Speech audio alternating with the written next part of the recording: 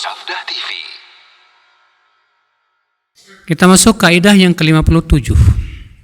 Allahu mausufun bil ghina adz-dzati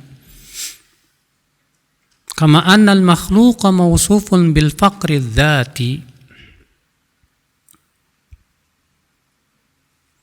Allah disifati dengan sifat ghina, kaya, adz-dzati yang berdiri sendiri, tidak membutuhkan yang lain. Memang Allah kaya, dan kayanya Allah bukan karena dikasih orang. Kayanya Allah bukan karena baru ada orang kaya. Kama anal makhluk mausufun bil faqri dzati. Sedangkan makhluk disifati dengan fakir adzati. Artinya ya, secara asalnya memang dia fakir. Beda dengan Allah. Kalau Allah kaya dan tidak membutuhkan apapun. Kalau makhluk kaya, kayanya ada yang kaya, kayanya karena diberi oleh Allah. Kalau Allah kaya memang kaya. Allah ghaniyun 'anil 'alamin, Allah tidak butuh kepada siapapun. Iya. Kata beliau, wal ghina min muqtadayati rububiyyati. Sifat kaya itu konsekuensi dari rububiyahnya Allah.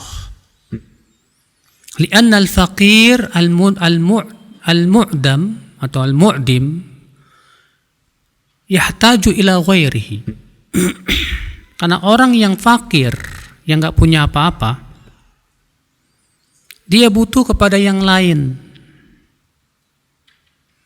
Wal hajatu tatanafa ma'a rububiyyah. Sedangkan kebutuhan kepada yang lain ini sangat meniadakan sifat rububiyahnya Allah Subhanahu wa ta'ala. Allah butuh kepada anak enggak? Lam yalid walam yulad. Allah butuh makan? Enggak. Allah butuh kepada makhluknya? Tidak. Allah butuh kepada amal soleh hamba? Tidak. Allah enggak butuh karena Allah Maha Kaya. Beda dengan makhluk ya.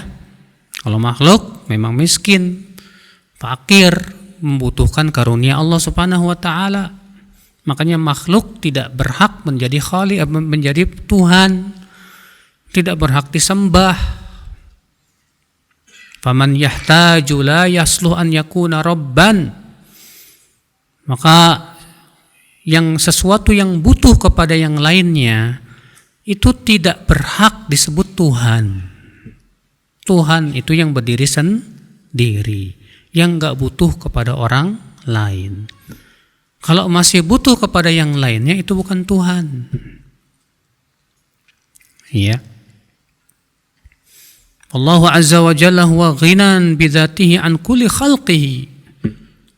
Wa huwa ghaniyun bidzatihi. Maka Allah Maha Kaya. Ya, tidak butuh kepada makhluknya.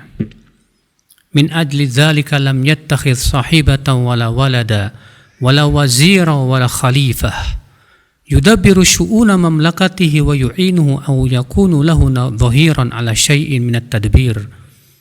Oleh karena itulah ya, Allah tidak mengambil istri, enggak punya istri. Allah tidak mengambil anak. Allah tidak punya pembantu. Allah pun tidak punya pengganti. Karena Allah sendirian yang mengatur alam semesta. Tidak ada yang membantu Allah dalam mengatur alam semesta. Oh, malaikat bukan yang ngebantu, Ustaz. Kita katakan yang menciptakan malaikat siapa? Allah. Yang menciptakan perbuatan malaikat siapa? Allah Subhanahu wa ta'ala. Iya. Yang mengurus para malaikat siapa? Allah Subhanahu wa ta'ala. Ya. Maka para malaikat diperintahkan, diberikan tugas-tugas sesuai dengan yang telah Allah tentukan kepada mereka. Dan semua berada di bawah pengawasan Allah. Dan semua di bawah kekuasaan Allah Subhanahu wa ta'ala. Ya. Maka dari itulah ibu-ibu sekalian, Wajib kita yakini ini, bahwa Allah Maha Kaya. Allah tidak butuh kepada makhluk, tidak butuh kepada apapun juga. Ya, itu kesempurnaan kekayaan Allah Subhanahu wa taala. Beda dengan kita manusia, sekaya apapun tetap aja butuh kepada orang lain, Bu. Ya. Ibu orang kaya, duitnya triliunan, tetap aja butuh makan, butuh minum, tetap aja butuh orang lain yang harus membantu. Kenapa? Karena memang manusia itu fakir. Manusia itu tidak bisa berdiri sendiri. Kalau Allah Maha Kaya, nggak butuh yang lainnya. Allah berfirman, Ya ayuhan nas, innama baghyukum ala anfusikum.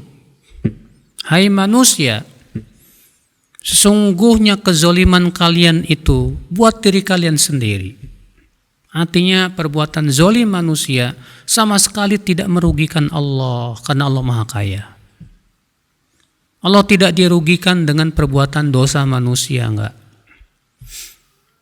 Allah juga berfirman dalam surat Al-Jathiyah ayat 15, Man amila salihan falinafsih, wa man asa'a fa'alaiha. Siapa yang mengamalkan amalan saleh, maka amal saleh itu untuk kebaikan dirinya sendiri. Dan siapa yang melakukan perbuatan dosa, maka perbuatan dosa juga buat dirinya sendiri. Allah diuntungkan dengan amalan soleh? Tidak. Kalau kita sholat, yang untung siapa, Bu? Ya kita. Kalau kita berbuat maksiat, yang rugi siapa? Ya kita. Allah dirugikan enggak? Iya.